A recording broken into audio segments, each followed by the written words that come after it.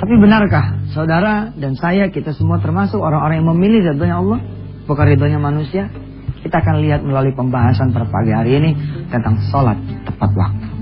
Tapi kita sebelumnya sama-sama mendengarkan bacaan dari Syekh Muhammad melanjutkan khataman Quran yang kemarin.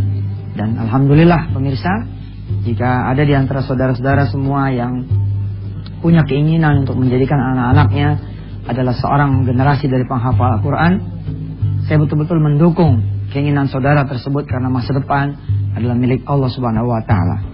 Kalau kita senangkan Allah Subhanahu wa Ta'ala dengan kita mencetak anak-anak kita menjadi ahlul Quran, maka insya Allah anak-anak kita akan punya masa depan yang baik, insya Allah. Seperti apa yang saya senantiasa sampaikan lewat layar kaca dan lewat kesempatan-kesempatan off-air, bahwa apapun jadinya anak saudara, jadi dokterkah iya, jadi pedagangkah iya, jadi pengusahakah iya, jadi politisikah iya, jadi wali kota, bupati, gubernur, atau menteri-menteri, atau bahkan presiden sekalipun di masa depannya, mudah-mudahan anak-anak saudara adalah dari barisan golongan orang-orang yang menghafalkan Al-Quran. A'udzu billahi minasyaitonir rajim. Ya ayyuhalladzina amanu la taqulu ra'ina wa qulu anzurna wasma'u walil kafirina 'adzabun alim. ما يود الذين كفروا من أهل الكتاب ولا المشركين أن ينزل عليكم من خير من ربكم والله يختص برحمته من يشاء والله ذو الفضل العظيم. Sadaqallahul azim. Alhamdulillah, kembali lagi di acara Wisata Hati Antv. Saya mengingatkan saudara semua, Senin sampai dengan Jumat jam 5 pagi. Saudara insya Allah masih sempat ke masjid, menunaikan ibadah salat subuh berjamaah di masjid, lalu kemudian kembali pulang ke rumah dan melihat ini dengan keluarga di rumah. Saudara-saudara yang dirahmati Allah, selama ini saya dan situ semua sering memberi perintah kepada Allah. Pertanyaannya adalah, perintah apa? Saya akan memberitahu pagi ini satu bentuk perintah yang senantiasa saudara berikan kepada Allah Subhanahu wa Ta'ala, yang mudah-mudahan setelah lepas acara kita pada pagi hari ini, saudara bisa memperbaiki kualitas sholat saudara semua. Ikuti saya. Seorang anak, bisakah dia memberi perintah kepada ayahnya, kepada ibunya? Tentu jawabannya adalah tidak bisa. Seorang prajurit, bisakah dia memberi perintah kepada atasannya, kepada pimpinannya? Jawabannya tidak bisa. Jangankan itu, seorang kakak, bisakah dia diperintah oleh adiknya? Tentu jawabannya juga tidak bisa. Tapi kenapa kita yang Allah sebut di dalam surah Yasin, ya? A'udzubillahi minasyaitonirrajim. Bismillahirrahmanirrahim. Awalam yaral insanu anna khalaqnahu min nutfatin fa idza huwa khasimun mubin.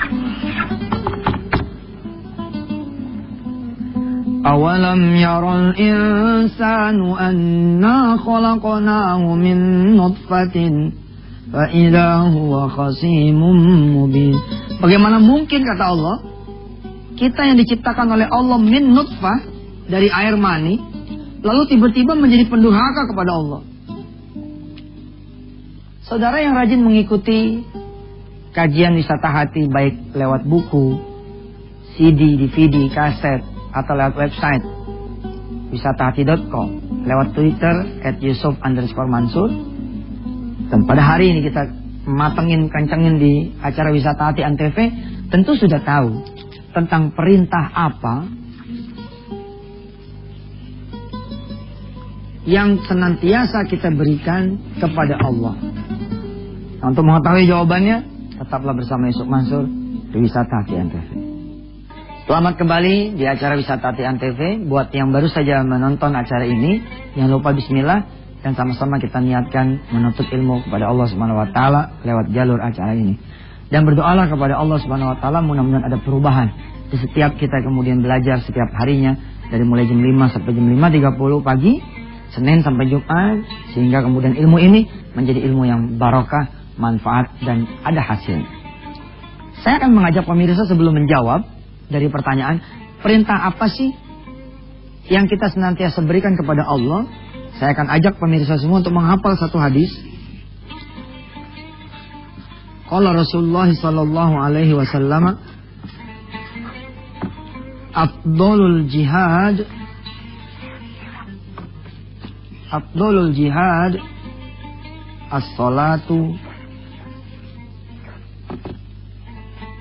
as-salatu fi awali waqtiha. Menurut Rasulullah SAW, seutama-utamanya jihad adalah sholat di awal waktu. Perintah yang sering saudara berikan kepada Allah, termasuk saya pribadi, mudah-mudahan saya beristighfar dan kita sama-sama memperbaiki diri kita, adalah perintah tunggu.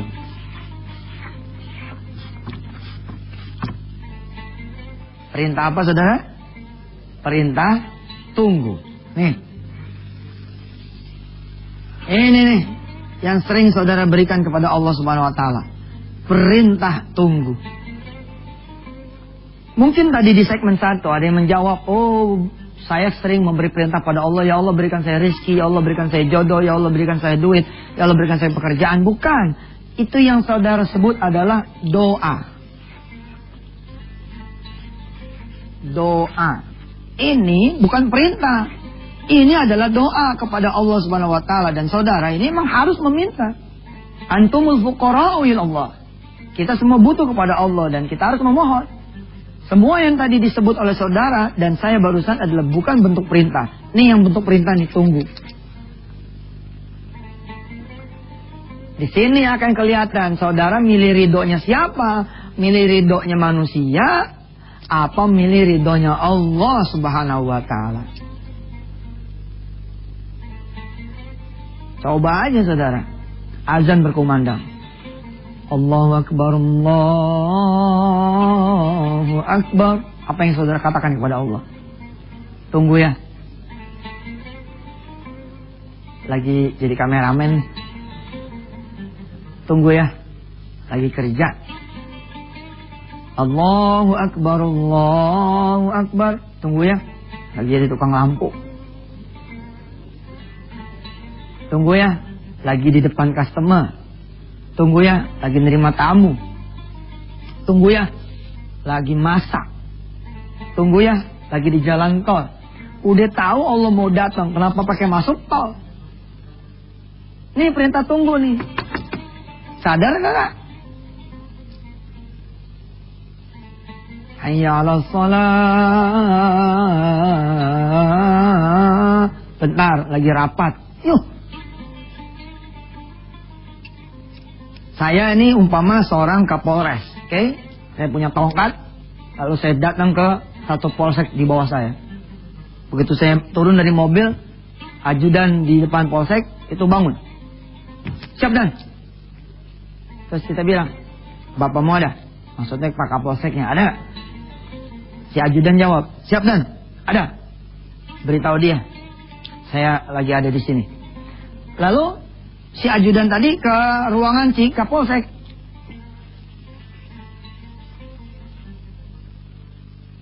Maaf Dan, izin.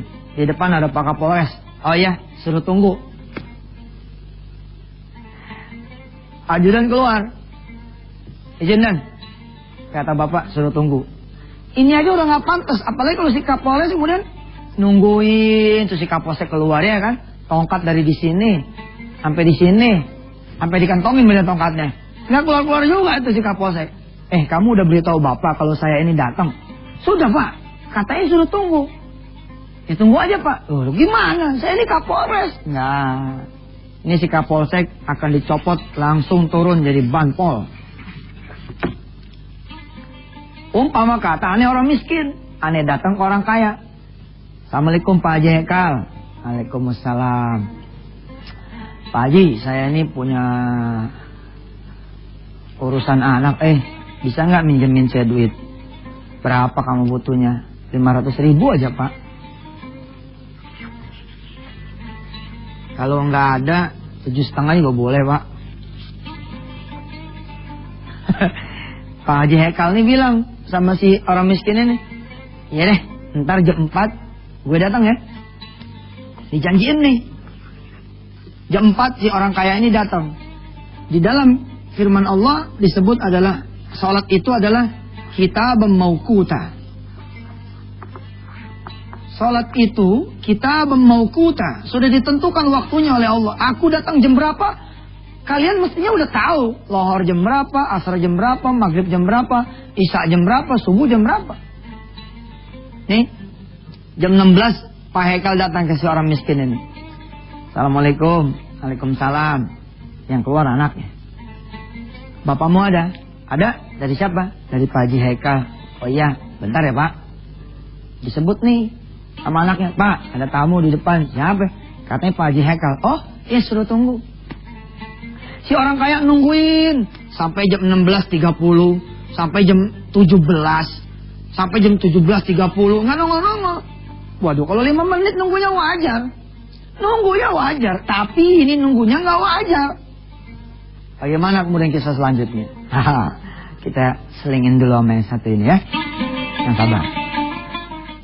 Alhamdulillah, kita pagi hari ini sempat belajar pemirsa lewat acara kita di Wisata TV ini tentang bagaimana mengutamakan Allah supaya kita bisa mendapatkan ridhonya Allah Subhanahu wa taala. Kita coba belajar dari sudut pandang sholat tepat waktu. Selama ini urusan sholat tepat waktu disepelekan oleh orang-orang banyak, padahal dia tidak berpikir yang datang itu adalah Allah penguasa alam ini. Di segmen sebelumnya ada cerita tentang seorang yang miskin datang ke orang yang kaya. Lalu dia menjanjikan kepada si miskin, saya akan datang jam 16. Ternyata ketika dia datang yang nemuin adalah anak si miskin tadi. Bapakmu ada? Ada. Dari tahu Ki, saya Pak Haji Hekal sudah datang. Anaknya ngomong, Pak, di depan ada Pak Haji Hekal. Oh iya, suruh tunggu. Ternyata dari jam 16 sampai jam 17.30. Si orang kaya ini bingung loh. Tadi dia datang memohon-mohon kepada aku untuk minjem duit. Aku udah datang bawa duit, kok malah nggak ditemuin. Dipanggil lagi anak yang tadi. Nah, sini deh. Kamu sudah beritahu tadi bapakmu kalau saya datang. Sudah Pak. Gini, beritahu dia ya. Bilang tadi bapakmu tuh datang minjem duit buat urusan kamu katanya 500.000. Nih bapak udah bawa 500.000, kasih tahu ya. Baik Pak, disampaikan lagi nih sama si anak ini. Pak, yang di depan tuh Pak Haji Hekal, katanya bapak tadi pagi minjem sama dia. Dia bilangin sama Pak Haji Hekal kalau mau bantu orang yang sabar. Kalau mau minjemin orang yang sabar, kira-kira gimana tuh ente? Hah? Gimana coba ente? Gini ya. Ente pernah nggak sih ngebayangin yang ngasih kerjaan itu adalah Allah Rabbul Jalal ya. Ini kantor ente segede-gedenya nih. Ini siapa yang ngasih? Kan Allah tuh. The great owner adalah Allah Subhanahu wa taala. Oke? Kalau yang datang adalah pengusaha Jepang, pengusaha Australia, Amerika, atau pengusaha Bonafide Indonesia. Ini seluruh jajaran komisaris, direksi, manajer semua ngumpul menyambut kedatangan si orang kaya yang belum tentu ngasih pinjaman duit, pinjaman modal. Giliran yang datang adalah Allah, kita nyuruh Allah tuh nunggu. Aduh, benar-benar lah. Saya punya sopir, begitu saya cerita di dalam saya punya CD ya, tentang wasiat Rasulullah SAW. Di kuliah online saya sudah bahas ini di wisatati.com. Saya punya sopir, saya bilang, aman, nanti aneh turun jam 11.50. Nanti ente kudu udah ada di lobi dari 11.45. Oke man? Siapa? Sariman kemudian begitu jam 11.50 saya turun, ternyata Sariman tidak ada di lobi. Tidak ada di sini, tidak ada, kosong gitu. Saya berdiri di sini nih. Kok sopir saya nggak ada nih? Saya bel dia. Posisi jamnya udah 11.50. Man, ada di mana lo? Lagi makan Pak Ustadz. Loh, tadi kan saya turun tuh jam 11. Masa dari jam 11 ke jam 11.50 nggak sempat makan sih? Iya Pak Ustadz, nggak sempat. Ya udah, sekarang saya sudah di lobi. Coba sini, cepat ke sini. Kita cepat jalan. Maaf Pak Ustadz, lagi tanggung nih. Kalau Pak Ustadz buru-buru, naik taksi aja. Gimana coba? Aneh punya mobil suruh naik taksi. Hah? Ini sopir aneh. Ini aslinya Purbalingga. Ini saya langsung paketin deh. Gue masukin kardus, gue paketin aja. Ya kan? Dia nggak tahu majikannya. Majikannya datang, harusnya kan dia udah standby dong. Dia udah bukain pintunya. Hah? Dia udah bersihin mobil nih. Kita datang, udah siap semuanya. Mana ada judulnya ajudan wali kota, ajudan gubernur. Dalam bahasa kita adalah hamba Allah. Lalu datang sebelum wali kota. Ya mestinya datang sebelum gubernur, mestinya datang sebelum Allah, mestinya. Tapi yang terjadi kita yang datang duluan wali kotanya, gubernurnya, presidennya, dan Allahnya dulu yang datang. Nggak benar ini. Nggak benar. Coba pemirsa, dirubah sedikit tuh pola hidupnya. Sholatnya jangan sampai ada perintah tunggu. Mesti hati-hati sama jam sholat. Kenapa coba saya kalau ngurusin wisata TNTV ini suka ribut ya, kasih tahu ke kawan-kawan semua jam berapa, asar jam berapa, lohor jam berapa ya. Karena ini penting yang memberikan kita izin bisa menghirup udara ya toh. Kita punya mata yang bisa melihat, punya telinga yang bisa mendengar, punya kaki yang bisa berjalan, punya tangan yang bisa digerakkan, kan Allah. Nah yang ngasih pinjaman sama kita ini udah datang. Mestinya kan kita yang dilihat sama Allah punggung kita dong ya kan. Yang dilihat sama Allah punggung kita. Tapi Masya Allah kita ini yang membahlul tuh. Kita datang ke Allah. Saya pernah nih sebagai penutup ya. Saya pernah sama Agim datang ke satu musola. Masya Allah berbaris anak-anak muda. Sampai saya bingung gini emangnya udah masuk asar? Kita telat nih. Bener jemaah bener. Ya udah tungguin deh. Emang udah rakaat terakhir. Terus anak muda itu dan anak-anak yang lain di belakangnya, Assalamualaikum warahmatullahi, Assalamualaikum warahmatullahi. Kabur. Begitu kabur saya nanya nih di pintu sama Agim. Ente tadi sholat asar? Apa sholat apa? Maaf Ustaz Yusuf, tadi kita sholat lohor. Sholat lohor, gue bilang. Maaf ya Ustaz, buru-buru saya tahan. Saya kunci betul pintunya, saya gabrak aja. Ente udah telat sholat lohor, asar Allah udah datang, ente malah tinggal. Ente mau ngejar apa sih? Mau ngejar dunia, apa mau ngejar ridhonya Allah? Nah, ketahuan kan? Bila saudara mengutamakan dagangan saudara, ya udah, nggak usah urusin Allah. Urusin aja tuh dagangan saudara. Bila mana saudara adalah majikannya, ya pimpinan saudara nggak usah pedulin ketika Allah datang. Udah aja urusin pimpinan saudara. Tapi ketika Allah datang, saudara bisa mentingin Allah, maka Allah akan memberikan kehidupan yang lebih baik buat kita semua. Sampai ketemu lagi di acara kita di Wisata Antv. Mudah-mudahan Allah SWT meridhai taklim kita setiap harinya. Wassalamualaikum warahmatullahi wabarakatuh.